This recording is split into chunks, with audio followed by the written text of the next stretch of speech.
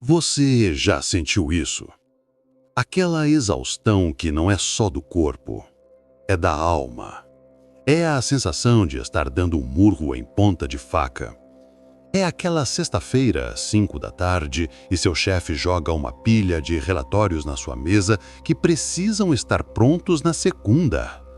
É olhar para sua conta bancária depois de pagar tudo e ver que, mais uma vez, não sobrou nada.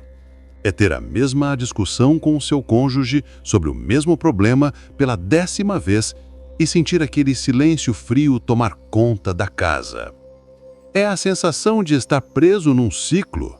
Você ora, você pede a Deus por uma saída, por um alívio, mas tudo o que você ouve é o som da sua própria voz ecoando. Você se esforça, você dá o seu melhor, mas a parede à sua frente parece ficar mais alta. Eu sei como é. Eu vivi anos da minha vida acreditando que eu estava fazendo algo errado, que essa resistência, essa dificuldade era um sinal de que Deus tinha me abandonado ou que eu não tinha fé suficiente. Mas e se eu te dissesse que essa parede não está aí para te parar? E se ela for, na verdade, a própria escada? O que eu descobri e o que mudou completamente minha vida é que a maioria de nós está orando para Deus remover a dificuldade, quando Ele a colocou lá propositalmente para nos construir. Estamos pedindo para sair da tempestade, quando Deus está nos ensinando a andar sobre as águas. Se você está cansado de lutar contra a sua vida e sente no fundo da alma que deve haver um propósito maior, mesmo na dor que você sente agora, faça um compromisso comigo e comente aqui embaixo: eu estou pronto. Para entender por que sofremos, precisamos primeiro entender a mentira que nos contaram. Nós fomos programados, talvez pela sociedade, talvez até por uma teologia rasa, para acreditar no mito da vida fácil. A ideia de que uma vida abençoada é uma vida sem problemas. Se eu tenho fé, as portas se abrem magicamente. Se eu oro, o mar se abre instantaneamente. E quando isso não acontece, a conclusão é óbvia. Minha fé é fraca ou Deus não se importa comigo. Isso é uma armadilha espiritual. E ela nos leva a outro problema, a nossa obsessão pelo controle. Nós criamos planos A, B e C. Tentamos forçar os resultados. Quando a vida nos dá um não, quando aquele projeto no trabalho falha, quando o relacionamento não melhora, nossa identidade inteira se quebra, porque confundimos o nosso esforço com o poder de Deus. Vamos trazer isso para a sua realidade. No seu trabalho, você é bom no que faz, você é dedicado, chega cedo, sai tarde, mas aquela promoção que você tanto merece nunca vem. Pior, você vê alguém menos qualificado que chegou depois ser promovido no seu lugar. A dor disso não é só financeira, é a dor da rejeição, da injustiça. Você se sente invisível. Nas suas finanças, você trabalha duro, você não é preguiçoso, mas as dívidas parecem um monstro que se alimenta no escuro. Mal dá para respirar. Cada não que você tem que dizer aos seus filhos, cada conta que você tem que escolher qual pagar, parece um atestado de fracasso. Nos seus relacionamentos, o silêncio dentro de casa, a desconexão com a pessoa que você um dia amou mais que tudo, a dificuldade em se conectar com seus filhos adolescentes. Você tenta conversar, mas parece que vocês falam línguas diferentes. A solidão acompanhado é, talvez, a mais dolorosa de todas. Essa dor que você sente não é aleatória. Ela não é um acidente. Ela é sintomática. É o sintoma de que você está sendo chamado para crescer, mas está tentando desesperadamente permanecer do mesmo tamanho. É o universo. É Deus te dizendo que o casulo ficou pequeno demais. A dor não é o fim da história. é o começo da sua transformação. Nos seus relacionamentos, o silêncio dentro de casa, a desconexão com a pessoa que você um dia amou mais que tudo, a dificuldade em se conectar com seus filhos adolescentes. Você tenta conversar, mas parece que vocês falam línguas diferentes. A solidão acompanhado é, talvez, a mais dolorosa de todas. Essa dor que você sente não é aleatória. Ela não é um acidente. Ela é sintomática. É o sintoma de que você está sendo chamado para crescer, mas está tentando desesperadamente permanecer do mesmo tamanho. É o universo. É Deus te dizendo que o casulo ficou pequeno demais. A dor não é o fim da história. É o começo da sua transformação. Então, como nós saímos disso? Como paramos de lutar contra a vida e começamos a usar essa luta a nosso favor? Eu chamo isso de o princípio da forja. Pense em um ferreiro. Para criar uma espada forte, afiada, inquebrável, ele não pode ser gentil com o metal. Ele precisa de duas coisas: pressão extrema e fogo intenso. O fogo não está ali para destruir o metal, está ali para purificar o metal, para queimar toda a escória, toda a impureza. E a pressão, a marreta, não está ali para quebrar o metal, está ali para moldá-lo. Sua luta é a forja de Deus. A pressão e o fogo que você está sentindo não são para te destruir, são para te purificar e te moldar na ferramenta poderosa que você foi criado para ser. Mas para que esse processo funcione, você precisa parar de lutar contra o ferreiro. Você precisa de 3 passos práticos. Passo 1. Redefina a pergunta. Nós passamos a vida fazendo a pergunta errada. Quando a dificuldade bate, nós perguntamos: por que eu? Por que meu casamento está assim? Por que Deus deixou isso acontecer comigo? Essa é a pergunta da vítima. E a vítima não tem poder. Ela só pode esperar por um resgate. A pergunta correta, a pergunta do guerreiro, do aluno, é: para que eu? Para que Deus está permitindo isso na minha vida? O que eu preciso aprender com isso? Para o que isso está me preparando? Vamos aplicar isso. Aquele seu chefe insuportável que te pediu o relatório na sexta-feira. A pergunta "por que eu?" te leva à raiva, à autopiedade. A pergunta "para que eu?" abre a sua mente. Para que eu aprenda a ter excelência sob pressão. Para que eu aprenda a estabelecer limites com sabedoria. Para que eu desenvolva a paciência de lidar com autoridades injustas. Sabe o que é isso? Isso é treinamento de liderança. Aquela crise financeira, por que eu não consigo sair do vermelho? É uma pergunta paralisante. Para que eu estou passando por isso? Te força a agir, para que eu aprenda a administrar cada centavo, para que eu seja forçado a encontrar novas fontes de renda, a ser mais criativo, para que eu aprenda a depender de Deus e não do meu salário. Isso é treinamento de sabedoria e gestão. Mudar a pergunta tira você do banco do passageiro e te coloca no controle da sua reação ao problema. Passo 2. Identifique a matéria-prima sendo construída. Toda dificuldade é um pacote. Por fora ela é feia, áspera, dolorosa. Mas dentro dela há uma virtude oculta, uma matéria-prima que Deus está forjando em você.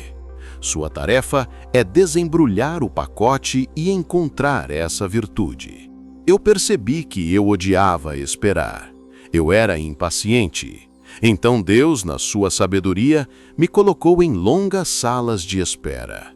Uma promoção que demorou 3 anos. Um projeto que ficou travado por meses.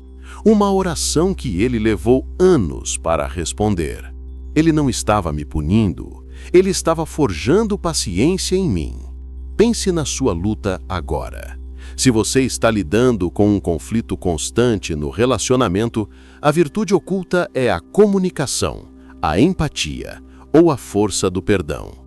Se você está lidando com um fracasso num negócio, a virtude oculta é a resiliência, a humildade e a capacidade de recomeçar. Se você está lidando com a solidão, a virtude oculta é o autoconhecimento e a intimidade profunda com Deus. O trânsito que te atrasa está treinando sua paciência. A pessoa que te trai está te dando uma oportunidade de mestrado em perdão. A escassez está te forçando a se tornar um gênio em criatividade. Não desperdice a dor, extraia a virtude dela. Passo 3. Pratique a poda ativa. A forja, como eu disse, queima a escória. A escória é a impureza do metal. Nossas lutas são perfeitas para revelar nossas impurezas. A dificuldade não cria fraquezas em nós, ela as revela. O fogo da crise financeira pode estar queimando o seu orgulho, aquele orgulho que te impede de pedir ajuda, ou que te força a manter uma aparência que você não pode bancar. A pressão daquele chefe injusto pode estar queimando sua arrogância, a ideia de que você já sabe tudo, ou sua passividade, o medo de se posicionar. Isso é um exercício prático. Pegue um papel hoje e escreva: esta luta está revelando que eu sou o quê? Impaciente? Controlador? Medroso? Orgulhoso? Reclamão? Essa é a escória. A poda ativa é quando você para de culpar o mundo por essa impureza e começa a orar ativamente. Deus, eu vi o orgulho, eu vi o medo. Queime isso, me ajude a arrancar isso de mim. Quando você faz isso, a dor deixa de ser um castigo e se torna uma cirurgia. Dolorosa sim, mas para curar. Se o que eu disse até aqui faz sentido, se você consegue identificar a forja agindo na sua vida agora, eu quero que você pare um segundo e comente aqui: eu sou o aço, não a escória. E enquanto você faz isso, me diga de qual cidade e estado você está me assistindo e que horas são aí agora. Eu leio os comentários e adoro saber até onde essa mensagem está conseguindo chegar.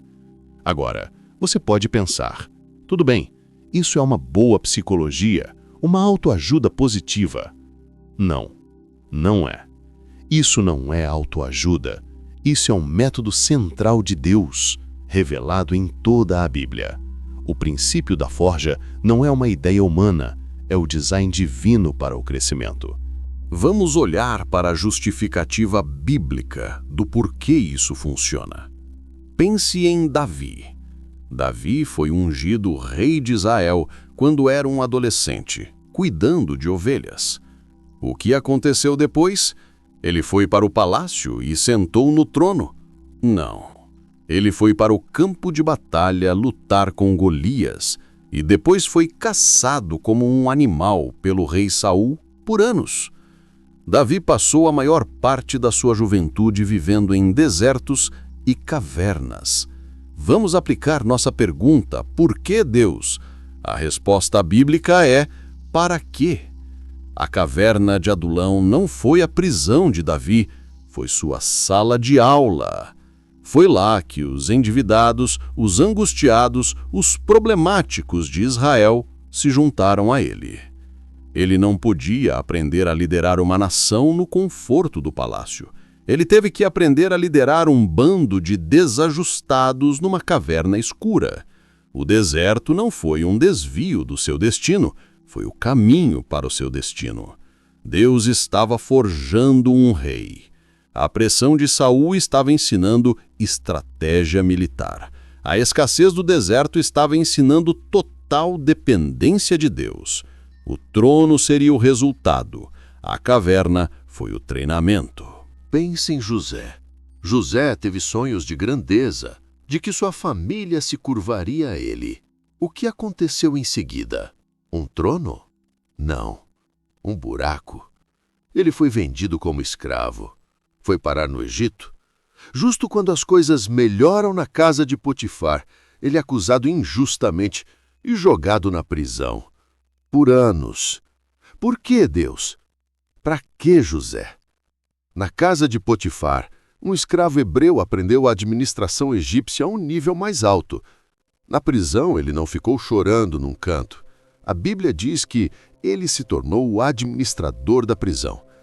Ele aprendeu gestão de crise, liderança e logística no pior lugar possível. A prisão não foi um atraso no plano de Deus, foi a universidade de Deus. Quando o faraó finalmente o chamou, José não era mais o sonhador mimado e arrogante que seus irmãos conheceram. Ele era o administrador mais experiente, resiliente e humilde de todo o Egito, provado pelo fogo da injustiça. Deus não o tirou da prisão.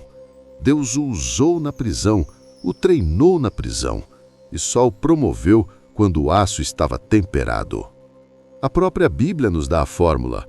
Em Tiago, capítulo 1, lemos: Meus irmãos, tende por motivo de toda alegria o passardes por várias provações. Alegria? Sim. Por quê? Sabendo que a provação da vossa fé, uma vez confirmada, produz perseverança. Ora, a perseverança deve ter ação completa, para que sejais perfeitos e íntegros, em nada deficientes. Em Romanos 5, nós nos gloriamos nas próprias tribulações, sabendo que a tribulação produz perseverança, e a perseverança, experiência, e a experiência, esperança. Está vendo o padrão? Tribulação, perseverança, experiência, caráter aprovado, esperança. A Bíblia não diz evite a tribulação, ela diz use a tribulação. É o processo da forja escrito em teologia. Até o próprio Jesus, nosso modelo máximo, antes de começar seu ministério público, foi levado pelo Espírito ao deserto para ser tentado.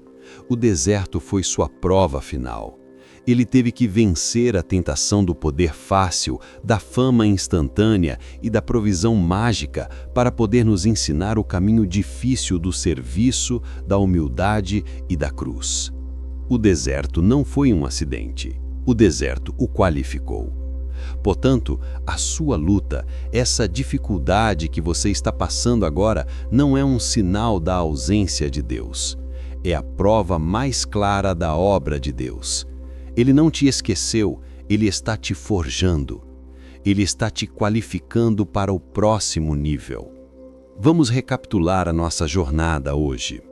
Nós começamos essa conversa sentindo o peso daquela sexta-feira no escritório, daquela conta que não fecha, daquele relacionamento frio. Começamos no problema terreno da exaustão, nos sentindo vítimas das circunstâncias. Mas nós descobrimos uma verdade transformadora. Nós não somos vítimas, nós somos metal na forja do maior dos ferreiros. Através do princípio da forja, aprendemos a parar de perguntar por que eu e começar a perguntar para que eu. Aprendemos a olhar para dentro da dor e identificar a virtude, a matéria-prima que está sendo construída, a paciência, a resiliência, a empatia, a sabedoria. E aprendemos a identificar e praticar a poda ativa, pedindo a Deus que queime a escória do nosso orgulho, do nosso medo, da nossa impaciência. E o mais importante, vimos que essa não é uma ideia nova de pensamento positivo, é o método histórico de Deus. Ele usou o deserto de Davi, a prisão de José e o sofrimento de Jó para construir gigantes. E ele está usando a sua luta hoje para construir você. O metal não escolhe entrar na forja. Mas você, diferente do metal, tem uma escolha. Você pode escolher como passar por ela. Você pode resistir, gritar, amaldiçoar e se queixar. E se você fizer isso, o processo será apenas doloroso. Ou você pode se submeter. Você pode olhar para o fogo e dizer: queime o que precisa ser queimado. Você pode olhar para a pressão e dizer: molde o que precisa ser moldado. E se você fizer isso, o processo se torna proveitoso.